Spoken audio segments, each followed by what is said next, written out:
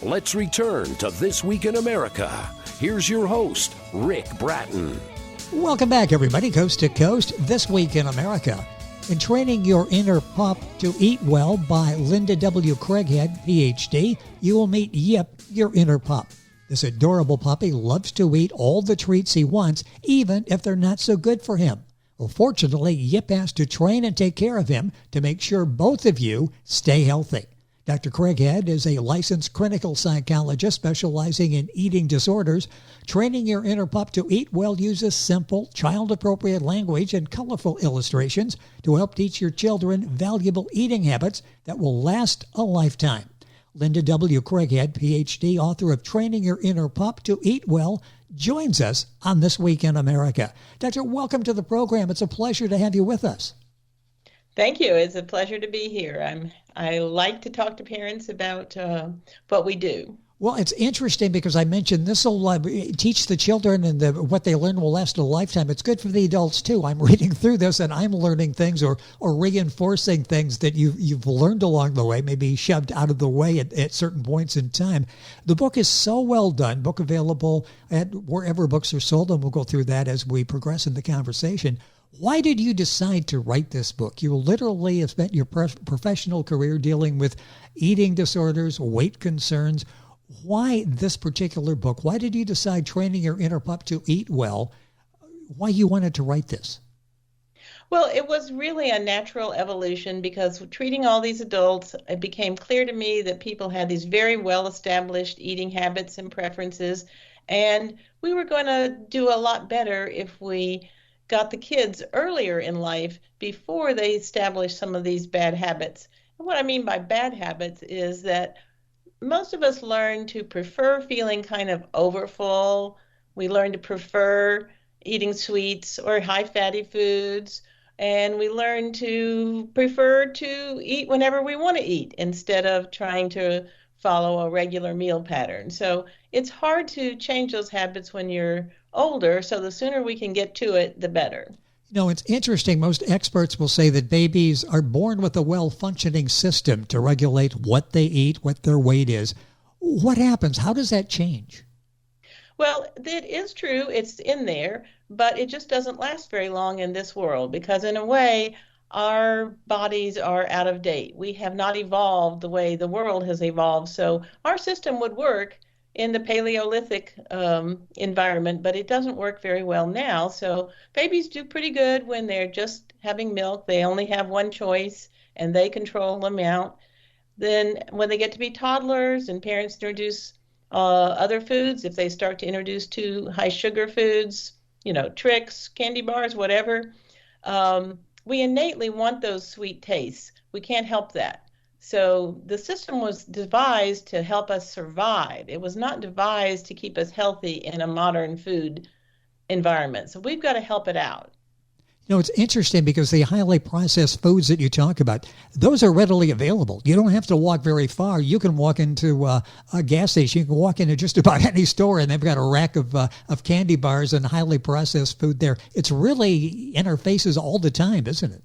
It is, and it's probably the single most serious problem is that we just can't get away from it. And it's tempting because our body was set up to want those foods because in the beginning it was helpful. Sweet foods and berries and colorful foods helped our diet, and high-fat foods gave us a lot more energy. So we want those foods whether we'd like to admit it or not. And here they are all the time, whenever we want them, and they're even cheap. Well, yes. Relative to other pleasures in life, food is kind of highly available, pretty cheap, and unfortunately for parents, they don't have much control over it. Their kids, they can control what's in the house, but that's not where kids are getting all their food. Exactly. The book is Training Your Inner Pup to Eat Well. Our guest is the author, Linda W. Craighead, PhD. Her website is craigheadbooks.com, and we'll have all that on our website, thisweekinamerica.us. Book available at Amazon, wherever books are sold. Where does the concept of intuitive eating come in? Does it apply at all to children, and does it apply to adults, do you think? Well, intuitive eating sort of takes off on that idea that supposedly we have this natural functioning system that will keep us healthy. But in fact, if you really look at it, this system was only devised to keep us surviving, and it will do that very well. But it was not devised to keep us thin and healthy in a fast food world. So intuitive eating to me is a first step that helps people. That's a good first step, but it just doesn't go far enough. When I used to try to help my adults get the idea of intuitive eating or mindful eating, like, oh, eat what your body really wants, they really didn't know how to do that. And often in their attempts to do that, they would overeat, and then they'd get very frustrated and end up, sort of more upset and mad than they were to start with. So I'm a big fan of intuitive eating and mindful eating, but we got to add to it. We got to put more on it. And that's what we do about training people to really learn to use their own body cues, these signals that we have in our body. We carry them around all the time. We have just learned to ignore them because we don't have to rely on them anymore. Fascinating book, Training Your Inner Pup to Eat Well. The author is our guest, Linda W. Craighead, PhD, our guest on the program. You don't use the words mindful eating in the book. It looks like that might be what you're talking about, the picture of the meditating dog at the end. Is that correct? And if so, how do you distinguish between intuitive eating and mindful eating and your approach, which includes appetite monitoring? Well, we don't use those words, particularly with children, because they don't have very much meaning to a child. They don't really know what that means, and it's not very concrete. So that's why we developed this dog metaphor, because this was something very clear to children. Most of them have pets, or they at least know somebody who has pets, and they're very clear about how you feed a pet, what you do and what you don't do, and why that is the thing to do, and why people are not managing what their pets eat because they're mad at their pets or they're upset with them. They're trying to keep their pets healthy. They love their pets. So it puts everything, one, in very concrete terms instead of these, kind of abstract terms. And it puts it into an analogy that's very familiar to kids. And that's the way you can get through to kids. Your approach uses a very specific self-monitoring approach. Talk about that and how that works. Well, self-monitoring, I'm a clinical psychologist and trained in what's called cognitive behavior therapy. And self-monitoring is really our single most effective technique to help people change their own behavior. Because we can't be around people all the time, every day, telling them what to do. Yes. They have to learn to do it themselves. And it turns out that self-monitoring is the way to do that because people are changing behaviors that they want to change. So if they self-monitor those, it gives them that immediate feedback and helps them learn what to do. So with adults, we do very elaborate self-monitoring. I actually have an electronic app that I ask the parents to take a look at. It's free on the Apple Store as well, and it's called the Mindful Eating Coach, and it will tell them how to do self-monitoring. But that was too complicated for kids. So for kids, we use a very shortened version. We call it the hunger scale, and you'll see it in the book. It's a little five item meter, kind of like your gas meter. So either you're very empty or you're very full. Yes. And what we're telling the kids is don't get too empty, don't get really hungry because that doesn't work, and just don't get too full either. So they have a graphic that they can use from the book that does the monitoring for them. But most kids can't really do self-monitoring in the sense that adults do. Have you found that when we start with young children that will be reading Training Your Inner Pup to Eat Well, we've got a better chance of success than trying to go to somebody who's 30, 40, 50 years old and change their eating habits? Is it best when we do it at an early age, which you're doing very effectively with your book?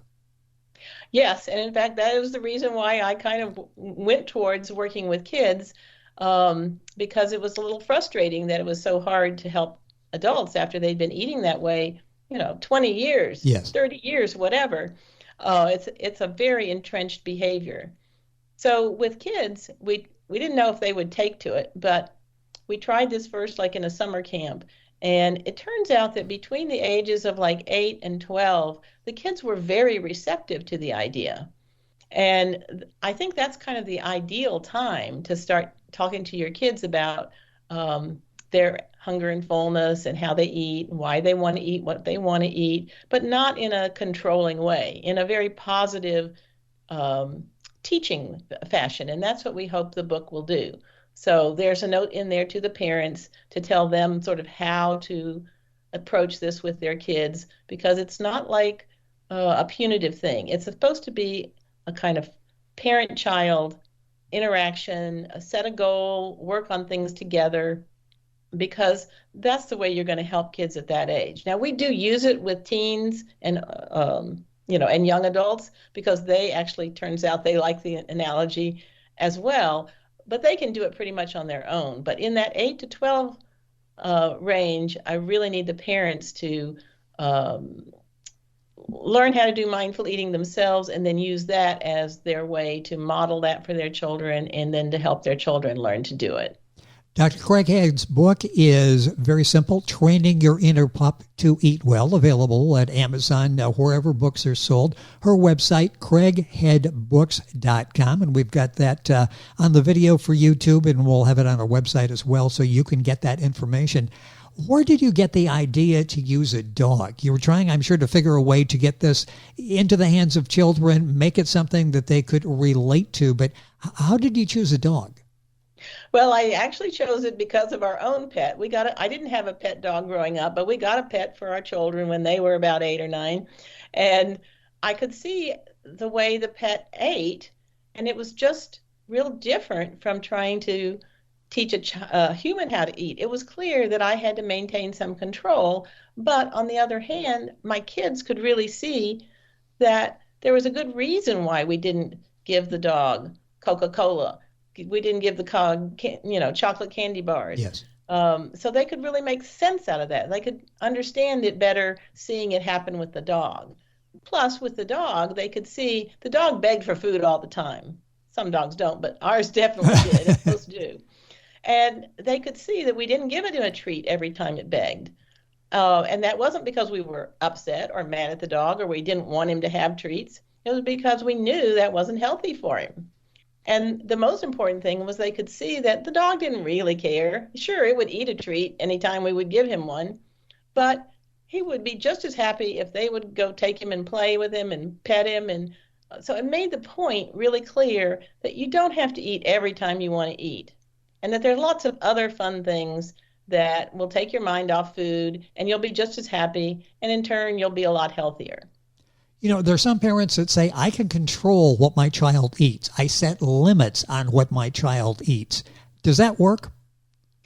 Well, it helps if they do that in a reasonable fashion. Yes. If they're too rigid about it and too restrictive, they will just teach the child to sneak, because yes. the child will actually want sweet foods. And so if they're forbidden at all completely, and the parents are too controlling about it, they will just learn to be sneakier about it. They'll get them when they're at their friend's house, they'll get them at school, and then when the older they get, they'll sort of be more rebellious and just find the food when they can. So you don't want to set the kid up for being sort of annoyed and angry and rebellious and then trying to get the food on their own.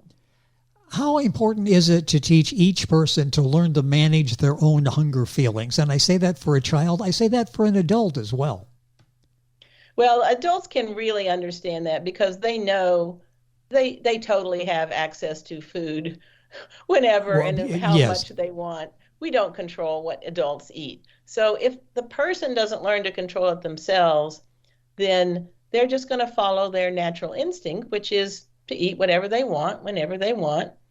I call it the Princess Prunella strategy, because there was a kid's book my kids had, and there was a princess, and she wanted what she wanted, and she wanted it now.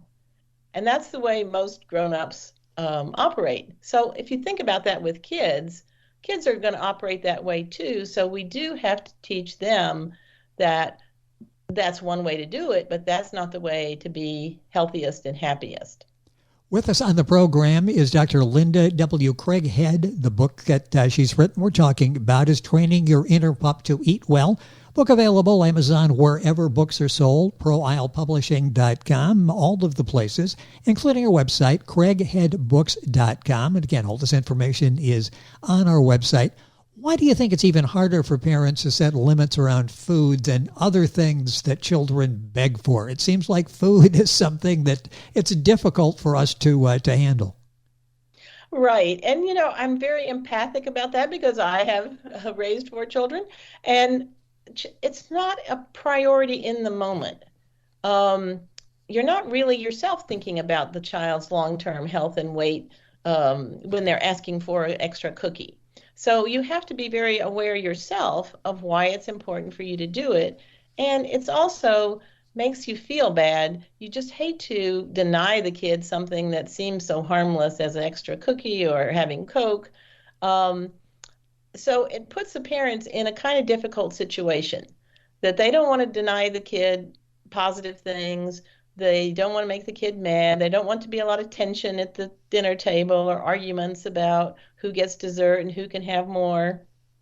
And sometimes there are kids in the family that are already pretty thin or don't eat very much, and other kids who want to eat a lot. So there's a lot of comparison. Why can't he have this? Why can't she? Why does she get to do that? So parents do have a tricky time in the family.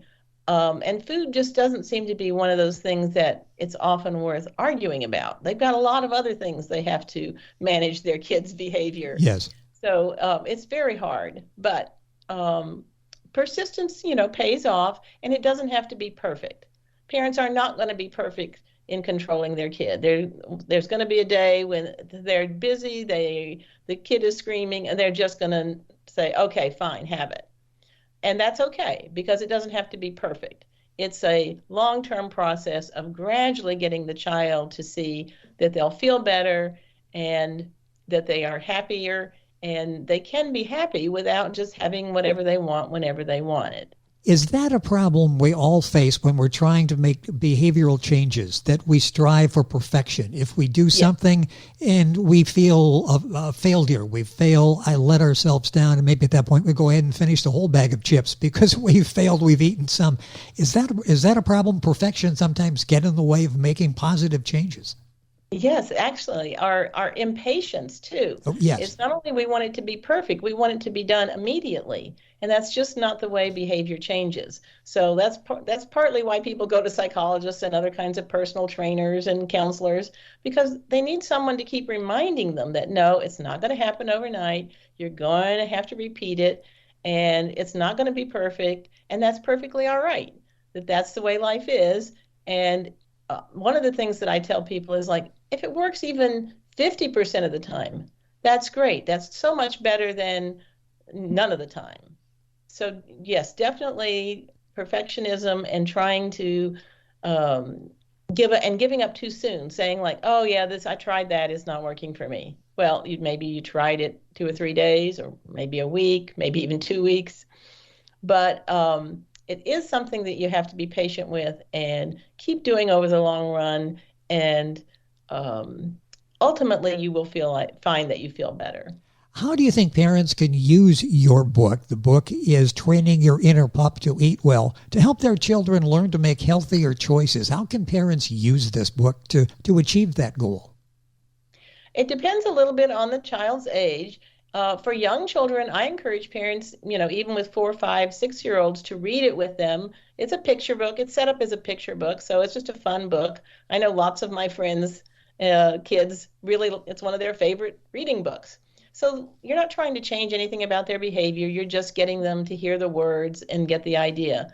Then about 8 to 10 is when you want to try to read the book carefully with the kid and try to talk to them and say, well, what do you think that means? So there's a lot of interaction with the 8 to 10-year-olds. With a little bit older, 14, 15, 16-year-olds, I say just give them the book and tell them, I found this interesting. I'm trying to do some of these things. Why don't you read this and let's talk about it? Tell me what you think about it. So you put them more in charge. And then, of course, we even use it with adults, in which case we're the ones that are encouraging them to try these techniques and to use the book. But with kids, sort of make it depending on the kid's age and how receptive the kid is. Time is going by quickly. I want to take a couple minutes here at the end. You talk about 3 tools that parents can teach their child. Can you briefly describe these? Because these are crucial to success. Right. We try and make it really simple. Just 3 things to remember. One is the hunger meter. That's the little self-monitoring scale pared down for children, and it's right on the cover of the book.